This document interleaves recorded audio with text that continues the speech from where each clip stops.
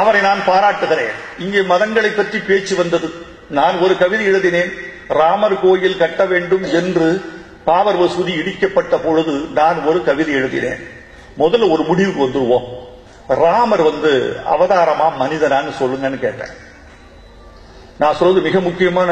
இந்த சபையில் எந்த சபையில் எதை சொல்ல வேண்டும் என்றால் தான் அந்த சபையில் கருத்து நிலைக்கும். இது சொல்ல வேண்டிய சபை. ராமன் பிறந்த இடம் இது, அங்க கோயில் கட்டுறோம்னு சொல்லலாம். எனக்கு ஒரு கேள்வி இருக்கு. ராமன் அவதாரமா மனிதனா? அவதாரம் என்றால் மேலிருந்து கீழே இறங்குவது என்று பொருள். கர்ப்பத்தினால் அழுக்குப்படுத்தப்படாதவன் தான் அவதாரம். அவனுக்கு இந்திரியம், கர்ப்பம் என்ற உபகரணங்கள் தேவையில்லை. அவன் வானத்திலிருந்து கீழே இறங்கி வருகிறான். அவன் அவதாரம் என்று சொன்னால் பிறக்காதவனுக்கு ஏன் பிறப்பிடம்?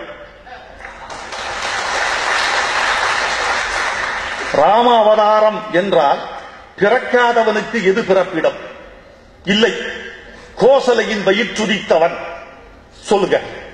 தசரதனுக்கும் கோசலைக்கும் பிறந்தவன், வயிற்றுதித்தவன்.